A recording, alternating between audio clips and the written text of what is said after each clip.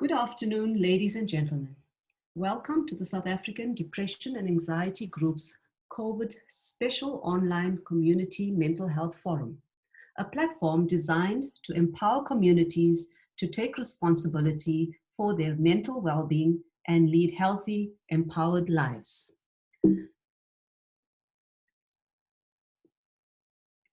Here is the outline of the content that we will be covering in today's talk.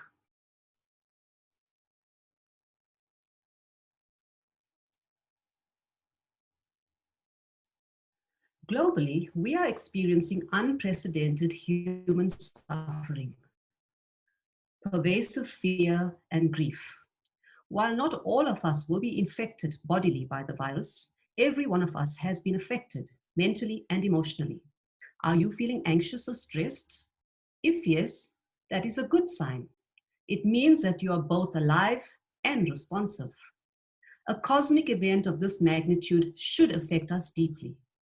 How it affects us, though, is determined by the lens we are using. How should we be feeling and behaving? How do we go about living, surviving, or thriving in this surreal environment? What is normal? If normal is defined by the way of life BC or before COVID, then nothing is normal currently. The world started off believing or hoping that this was going to be a COVID sprint, and we prepared accordingly. But day 50 into lockdown, instead of a sprint, we need to prepare for a marathon that will last anything between 6 to 8 months. We do not need to be professional athletes to appreciate that training for a sprint requires different preparation than for a marathon. In addition to the grim daily statistics of COVID-related morbidity and mortality, we have headlines screaming at us with dire predictions of a superimposed epidemic of mental illness. I do not believe that mental breakdown has to be an inevitable consequence of lockdown. Power over our mental health resides within each of us, and there are many simple and practical steps that we can adopt to preserve and promote our mental well-being.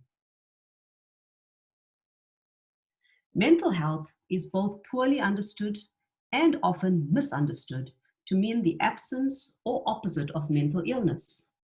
Mental health simply refers to the state of wellness of our inner world of thoughts, feelings and emotions, identity and meaning. These all in turn govern our outward behavior. A state of mental health and a state of mental illness are not mutually exclusive. Between 1/3 and 1/4 of the population suffer from common and severe mental disorders, and these can generally be managed with a combination of medication and psychotherapy. However, mental health is everybody's business. Through disciplined and regular attention to simple lifestyle changes, we can build our mental resilience, maintain our equilibrium, and become better human beings, even in the midst of a global health crisis. You have already been given excellent guidelines by SADC on coping strategies for managing the challenges of lockdown. People are often deceived by the simplicity of mental health strategies and are skeptical of their benefits. Let me assure you that they are effective. Today's talk is intended to explain why and how these strategies work. I am going to be covering a vast amount of content. Many topics that I may even briefly refer to are worthy of entire lectures or workshops. Do not be overwhelmed. Simply focus on what appeals to you, what your current needs are, and what is relevant for your stage of readiness to change. After I have presented a whole lot of information, I will end with a few simple, practical suggestions how you can translate theory into practice. A reminder that insanity, within inverted commas, which is not a medical diagnosis, by the way, is defined as doing the same thing over and over and expecting a different outcome.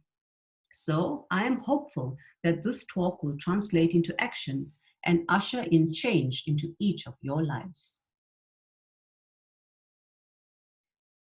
COVID has made Zoom a household term, and an almost basic necessity, enabling us to connect this afternoon, courtesy of a laptop or cell phone. Like me, many of you would have had to newly upload the Zoom software, and already you would have had a software upgrade alert. We all receive almost daily software update alerts for the various apps or programs on our smart devices. However, when last did you receive an upgrade alert for your brain software? The good news is that this talk is your software upgrade alert. Listen on. A brain software update is necessary. Firstly, to navigate the current COVID climate so that we can save ourselves, and secondly, to prepare for more mindful living in a post-COVID world so that we can save our planet. We have to ready ourselves for the new normal. The only constant in life is change, and change is scary, but change is also necessary for survival, sustainability, and growth. So how does one update human software? Very easily, and no Wi-Fi or smart device required. All you have to do is to learn something new or do something differently. Continue regularly for as little as 4 to 6 weeks, and you will have changed both the structure and function of the smartest device of all, the human brain. Our brains have the amazing ability of plasticity or neuroplasticity. This simply means that our brain cells have the ability to change as a result of experiences as simple as regular good quality sleep or regular walking. New brain cells mean new behavior. New behavior means we can change. Change means we can choose how COVID impacts our mental health. We have both the opportunity and responsibility to turn the current climate of fear and suffering to one of hope by embracing change. In today's talk, I'm going to use a framework of relationships because relationships are fundamental to mental well-being. Note that I am not approaching relationships in the vein of some love guru, but in a very organic way. I will discuss 4 types of relationships that are most pertinent to COVID and the lockdown experience and which are essential for mental well-being. I want to begin by examining the relationship of the hour, our relationship with stress. I am so stressed. This has become the mantra of the millennium. It has become almost fashionable to be stressed over something all the time, to the extent that we have to sometimes compete with each other about who is more stressed. More worrying is that we have demonized stress and in so doing, lost sight of its invaluable role in our lives. Stress is a normal human physiological response that is necessary for our health and survival. Without a stress response, we would smilingly stand in the path of speeding oncoming cars, play with lions, and flirt with armed robbers.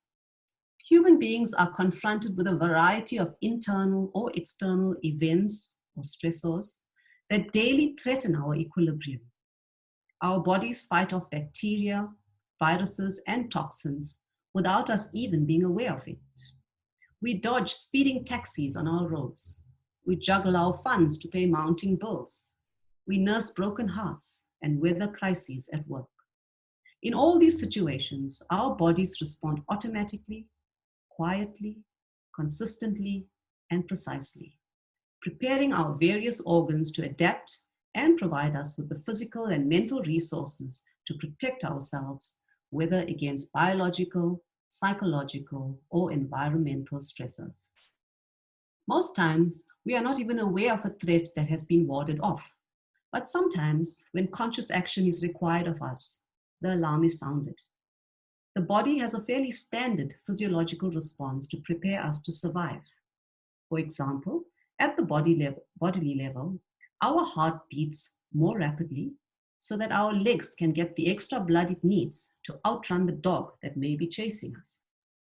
At the mental level, I would become alert and attentive to the slightest sound or movement so that I can respond quickly to protect myself. I will not list all the many changes that your body makes to assist you to protect yourself.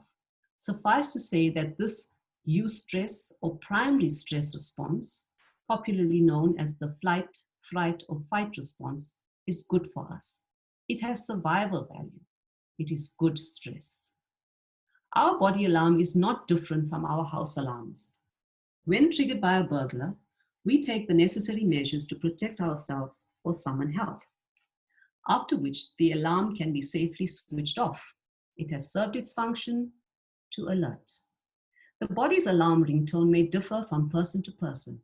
Each one of us may experience the stress response differently. Hearts pound, palms become sweaty, the stomach churns. These are a few body alarm ringtones that we need to become aware of, because when our body's alarm system is activated, we are required to resolve the threat, after which we can be restored to a state of safety and calm.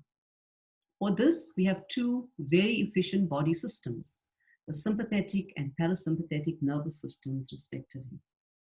If we have an understanding of our body alarm system, we can manage our relationship with stress effectively and to the benefit of our health.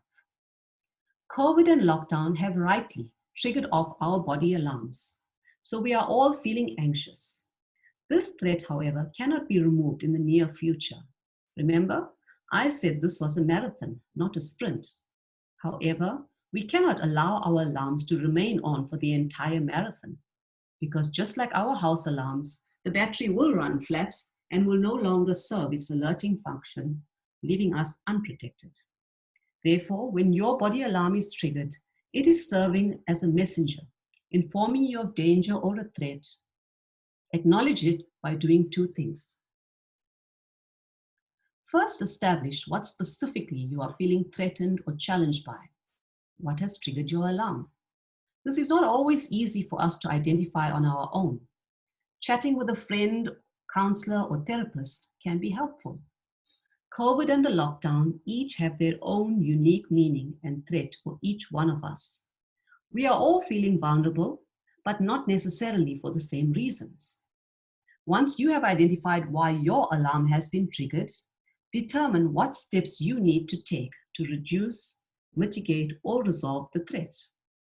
An example: your stress may arise due to concerns about your financial security.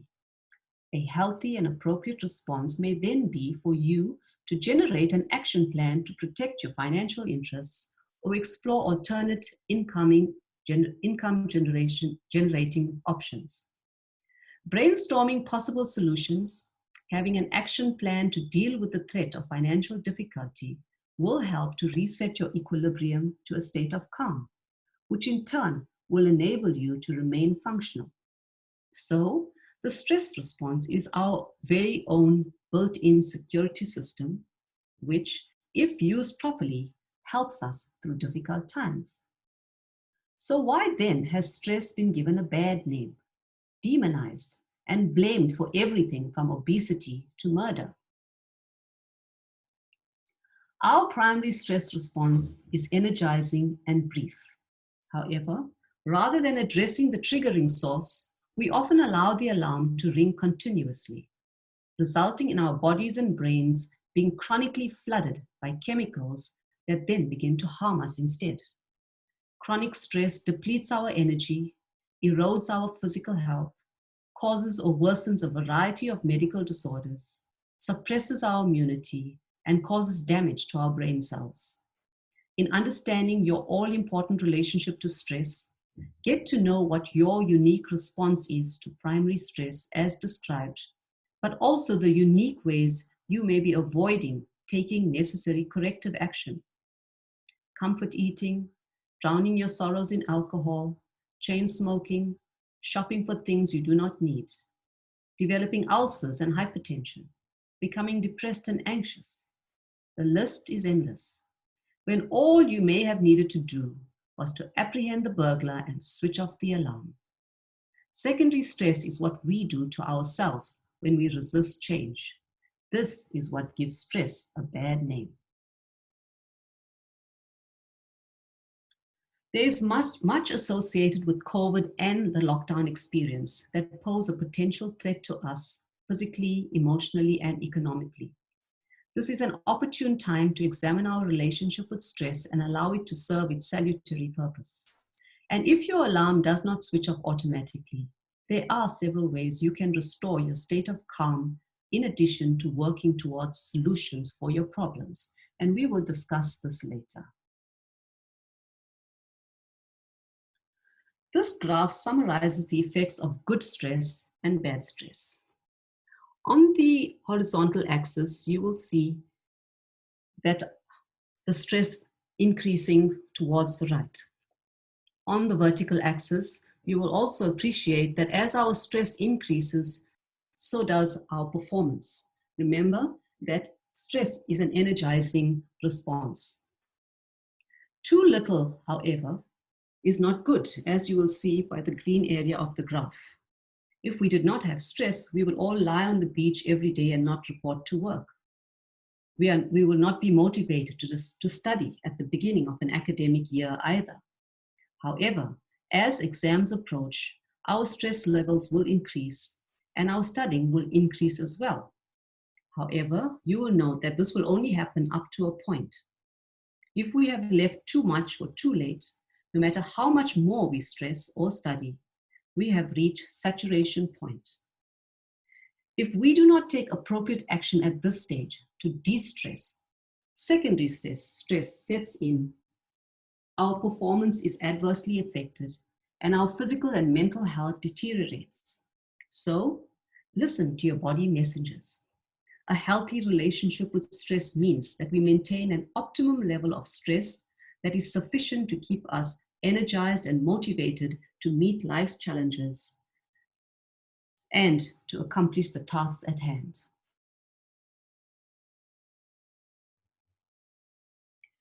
We seldom have a choice regarding what life throws in our paths, but we always have a choice about how we respond to the threat.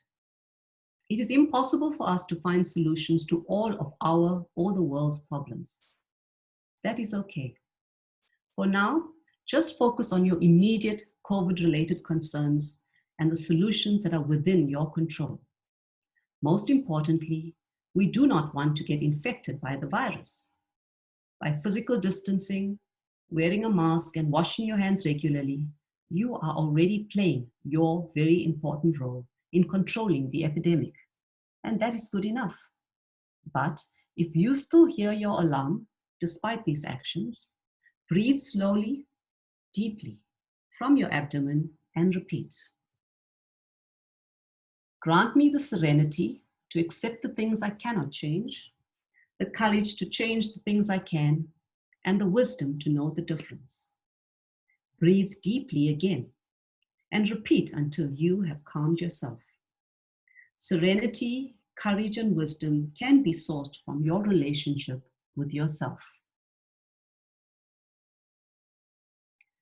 If any one of us was told 5 months ago that in a few months, none of us would be allowed to leave our homes, let alone hop onto a plane, we would have all laughed and retorted that we would never survive such an ordeal. Yet, here we all are, discovering skills we never dreamed we had, ranging from MasterChef cooking skills to engaging in high-tech online teaching and meetings. We only discover how fast we are capable of running when we are chased by a vicious dog. It is only during challenging times that we discover our true strengths and capabilities. So, current COVID times are an opportunity to discover your ever-present latent potential, which is infinite. All our passenger planes have been grounded. Perhaps the only travel necessary now is to journey inward, no ticket required. We each have a rich interior world of thoughts, emotions, feelings, and drives that serve as the programs for our behavior. Much of this inner activity occurs without conscious awareness, but attention and investment towards getting to know ourselves better is at the heart of and key to self-mastery. During lockdown, we do not have the usual distractions that prevent us from getting acquainted with our one eternal companion, ourselves. Each day, we clean our homes. Daily, we devote time and resources to maintain the cleanliness of our physical bodies, dressing it and adorning it.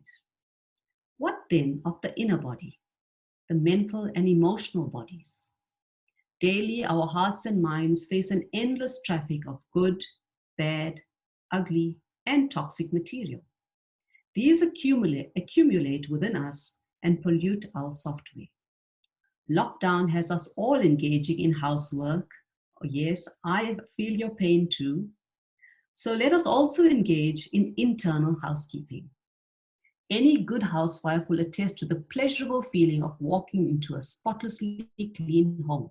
So too, there is a lightness of being, a lightening of our inner loads when we undertake spring cleaning of our minds and hearts. Our relationship with ourselves is built up over time, and many factors influence its nature.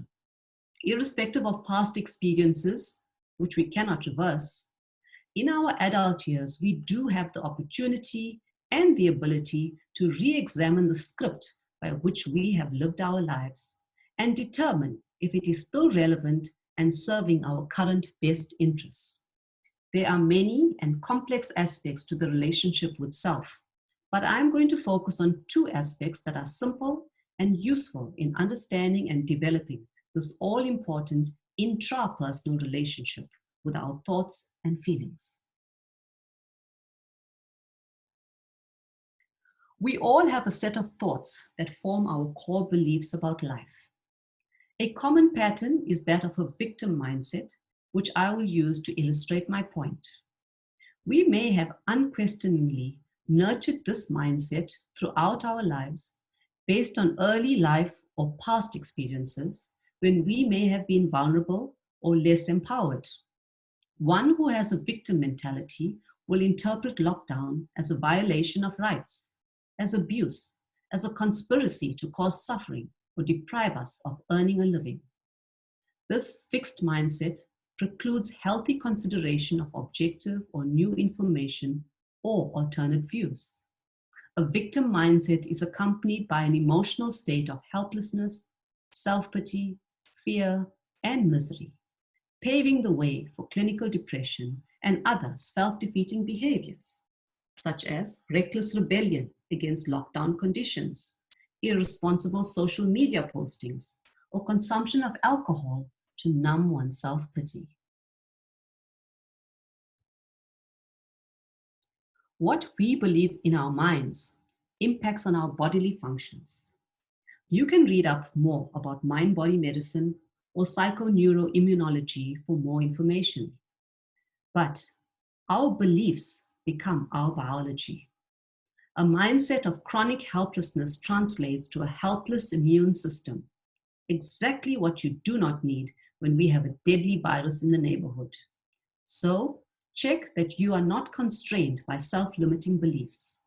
Check that you are running antivirus brain software and download that upgrade.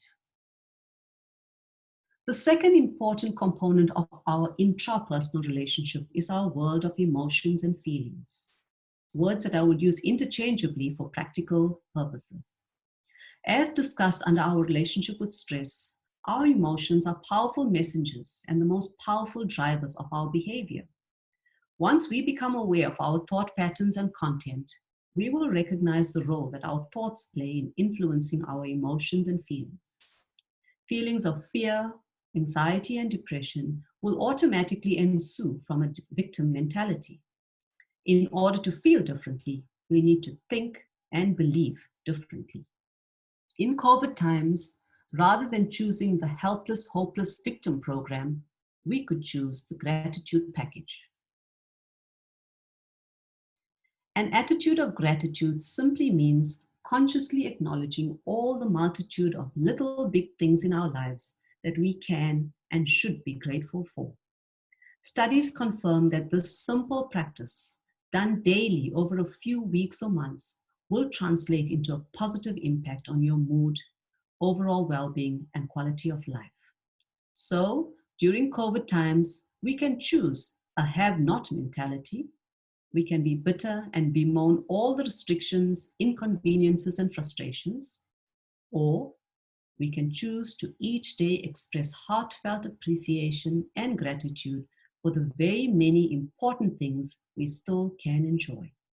Basic things that we take for granted, like the ability to hear this webinar or the privilege of having a laptop and Wi-Fi to avail yourself of the opportunity. Each time you feel bitter, think of all the people of the world who are in far worse a predicament than we are, and send out a heartfelt thank you for life's little mercies. I would like to share with you an anecdote circling on social media of an American doctor who presented a $7,000 bill to an elderly man who had just recovered from the COVID infection. The old man stared long and hard at the bill, and the doctor felt concerned and guilty that he would not be able to afford the huge bill. But the old man looked up at him with tears in his eyes and said, "Doctor, I can afford this bill. It just saddens me that for 74 years, I breathed the earth's air freely without having to pay a cent or offering a single word of gratitude. Yet, here I am, paying $7,000 for breathing 4 days of oxygen through a ventilator." Starting a gratitude diary is an investment in your mental well-being. We have the inherent power to set into motion a virtuous cycle of healthy, adaptive thoughts and beliefs, emotions and behaviors, even around the harsh reality of lockdown, by getting to know the loving, compassionate, and forgiving person within, who is waiting patiently to blossom to his or her full potential. How you manage your thoughts and emotions will determine whether you are your own best friend or worst enemy.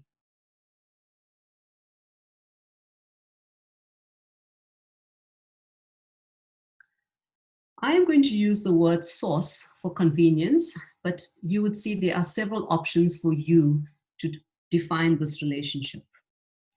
Having a framework of meaning that does not begin with birth and end with death can be a priceless source of comfort during times of fear, uncertainty, and hardship. The COVID pandemic and the lockdown experience have precipitated, among other worldly challenges, a psychospiritual or existential crisis of meaning. Before COVID, our lives were characterized by an overemphasis on technology and materialism, neither of which alone can meet our needs of the hour. We are now faced with challenges that seemingly exceed the human capacity, leaving even heads of state and the greatest scientific and medical minds baffled. Perhaps the answers lie beyond the human realm. Each one of us has a relationship with an invisible source of power. No, I am not referring here to Wi-Fi.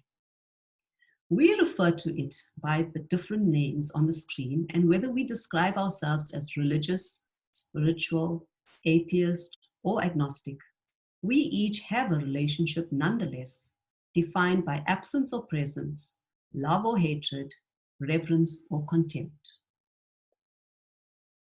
During COVID times, we are all forced to contemplate our vulnerability, the possibility of a foreshortened future, and our mortality. Irrespective of nationality, title, wealth, race, or religion, we are all equal in the eyes of COVID. It's hardly as though we were immortal before COVID, so this is a humbling and enlightening moment for every one of us. The end is the same whether you are the president or a pauper. When death visits, we immediately become the body of Joe Blogg. Implicit in the statement is that there is another immortal dimension of Joe Blogg, which is distinct from the material body or mortal remains.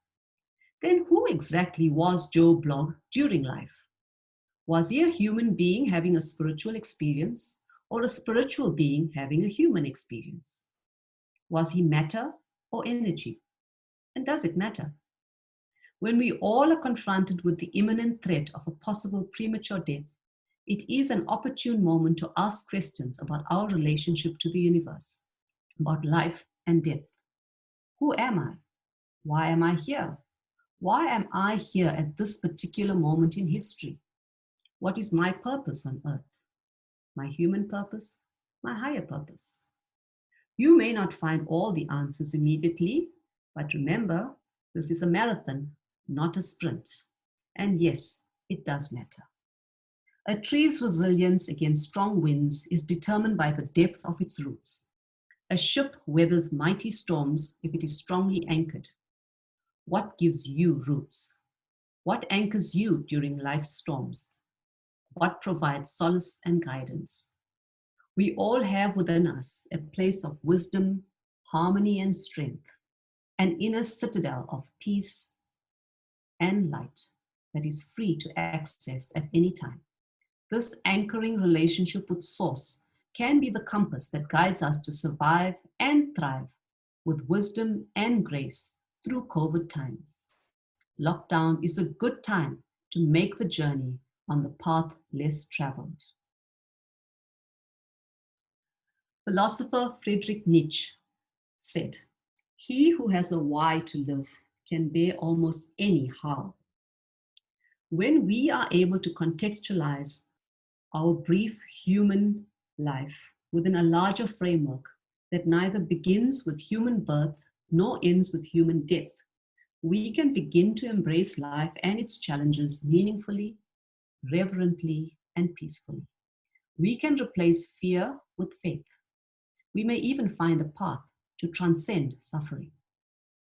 While some of us have already experienced loss through death, we have suffered loss at many levels. Loss of the many freedoms we unconsciously and often ungratefully enjoyed pre-lockdown and took for granted. Loss of the old way of living, loss of our sense of safety, loss of health, and loss through death. The world has been plunged into a state of grief. Grief is a universal and normal reaction to loss. Some of the emotional, physical, and behavioral changes you may be experiencing are a normal and necessary process of grieving as you adjust to a new world in which you experience loss of health, safety, freedoms, jobs, lives, and the old way of life. Making time to formally acknowledge your losses, giving yourself permission, time, and space to feel the pain of your losses, talking about and getting support for your grief are useful and necessary to help you heal.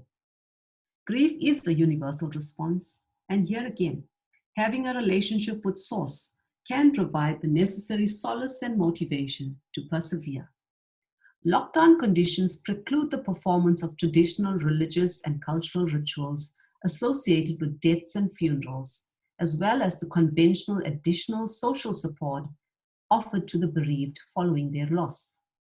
At a time of increased loss, these invaluable resources for coping with grief have been severely curtailed. But this eternal relationship with Source requires nothing more than a thirst or yearning, and your call will be answered.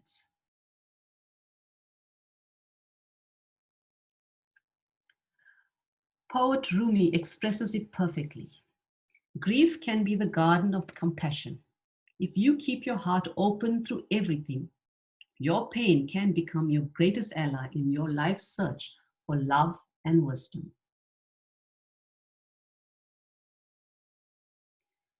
Our relationship with stress, ourselves, and with Source define and determine our approach to our relationship with other people in our lives. How often have we been frustrated by a senior colleague at work, but felt impotent to vent that feeling out of fear or respect? That repressed energy, however, does enjoy the inevitable release later on, usually on a soft target at home, our partners, children, or even the cat. This then sets off interpersonal conflict with our loved ones, leaving the primary conflict unaddressed and even more problems for you to deal with. Yes, human relationships are complex. However, when we contextualize them within a broader framework of relationships, the road can become less bumpy. Here are a few brief tips that will suffice. A healthy relationship with stress, self, and Source, as discussed already, will serve as a foundation for healthy relationships with all people. If you love and respect yourself, have respect and reverence for all of our planet's inhabitants and resources, and manage your stress with intelligence, your interpersonal relationships will flourish. As social beings, we depend on other human beings to both survive and thrive. And while relationships can be a source of precious support, toxic relationships can equally compromise our mental well being. Proximity and distance can both reveal or create cracks in our close relationships. The biggest misconception is the belief that a relationship can be fixed by changing the other person. There is only one person in the whole world that we have the ability and responsibility to change, and that is ourselves. Nobody is in your life by chance. Each person is there to teach you something about yourself first and foremost. In a troubled relationship, seek out the lessons for your growth and development. Toxic people, energy vampires do exist who compromise our mental health.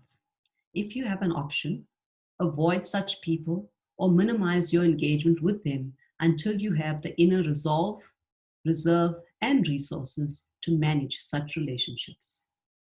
Remember, how we treat other people is a function of who we are, our values, and our beliefs. Do not waste time judging others. Rather, spend the energy on improving yourself. After all, nobody is perfect. And finally, physical distancing is not synonymous with social distancing. Reach out to and maintain emotional contact with friends and family via the various available platforms. Human beings are social beings, and we have social brains. When we connect in healthy relationships with others, our brains also grow resilience and our mental health is strengthened.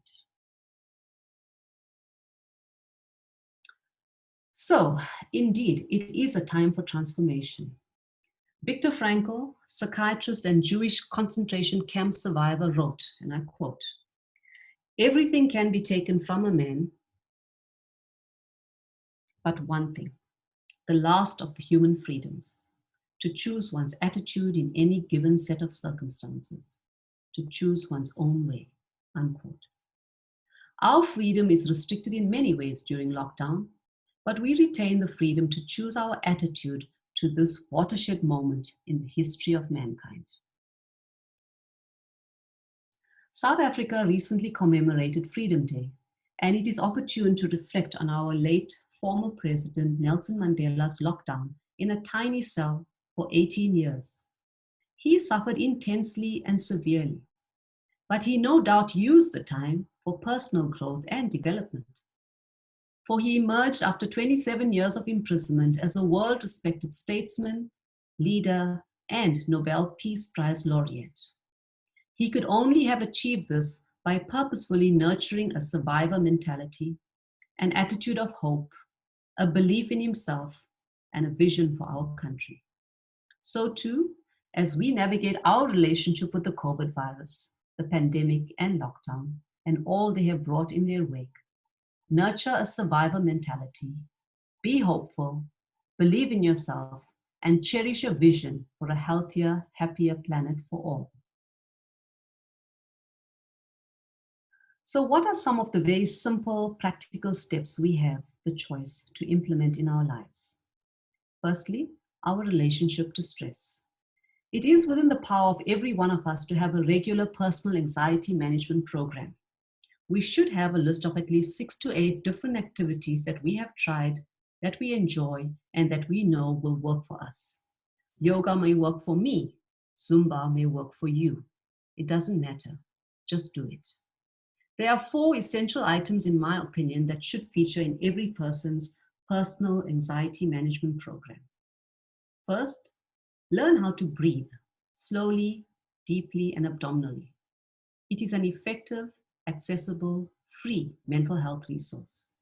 Secondly, prioritize regular, good quality sleep. It is nature's best health tonic for body, mind, and soul. Thirdly, What you feed your body also nourishes your brain. Choose wisely, brain food and good mood foods. But also remember that we also need another diet for our heart, mind, and soul. What we ingest through the senses either pollute or purify. So choose wisely. Be discerning about what you see, hear, and read. Fill your heart with kind, loving, peaceful, and joyful experiences. And fourthly, physical exercise.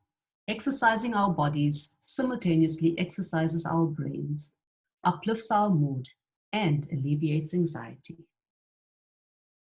If, despite your personal management program, your anxiety remains poorly controlled, you may have moved from eustress, the good stress, to distress. However, continue with your personal anxiety management program and seek external help. Talk to a friend, a counselor, call the SADAC helpline, or join a support group. If your stress continues to escalate further to the degree that it causes dysfunction, that is, the symptoms are unbearable, your daily functioning is adversely affected, and or it is having a negative effect on your relationship with others, then consult your doctor, psychiatrist, or clinical psychologist. Note that your stress could manifest in a new medical condition, a stomach ulcer, worsening of an existing condition such as a flare-up of psoriasis, or an increase in your blood pressure or blood sugar levels. Don't forget that the body also bears the brunt of stress. A psychiatric disorder, depression, or anxiety may be present that requires medication, psychotherapy. In addition to your regular treatments, continue your personal anxiety management program nonetheless and regularly. Here are the contact details to access SADAC's mental health resources. Many people feel stigmatized to consult with mental health professionals or to take prescribed medication. Remember, this is a marathon. Even world champions require a coach and months of training. So be patient, seek out professional help as needed, and take medication as prescribed. Mental illness does not preclude you from adopting simple mental health promoting activities. Be guided by your mental health care practitioner, take your medication religiously, and do the best you can. That is good enough. Secondly, a few simple strategies to nurture and grow a healthy relationship with the self. Keep a journal to help yourself to identify unhealthy and growth-limiting beliefs and emotions. Purge yourself of anger, hatred, jealousy, and other toxic emotions on a regular basis. Mindfulness practices and meditation are useful in facilitating insights which can also develop during individual or group therapy. Most importantly, develop a loving, compassionate, forgiving relationship with yourself. Acknowledge and celebrate your strengths. Do not judge yourself harshly, but rather use visualization techniques and affirmations to aspire to the desired state. Marianne Williamson said, and I quote, "The more room you give yourself to express your true thoughts and feelings, the more room there is for your wisdom to emerge," unquote. Physical distancing does not mean emotional distancing. Connect meaningfully in a few healthy, nurturing relationships over and above your multitude of online relationships.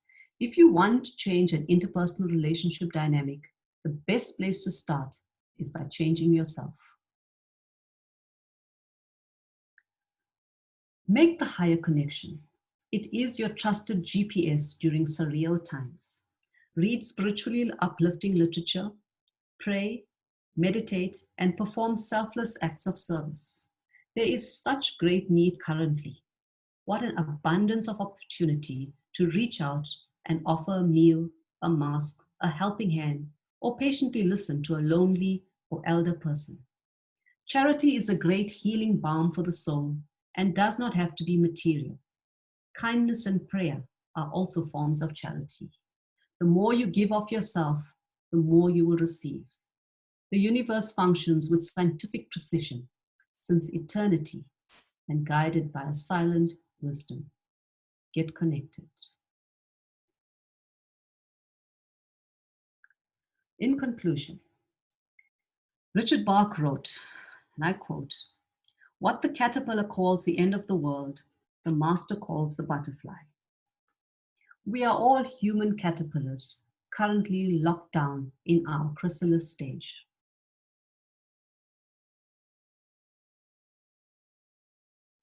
Ladies and gentlemen, the greatest tragedy of the COVID pandemic would be if all our suffering was in vain. We have the opportunity and ability to grow our wings during lockdown and emerge as transformed, empowered, healthy new creatures post-COVID. Thank you for joining in this afternoon. Wear your mask and be your own superhero. Stay mentally healthy. There is hope, and this too shall pass.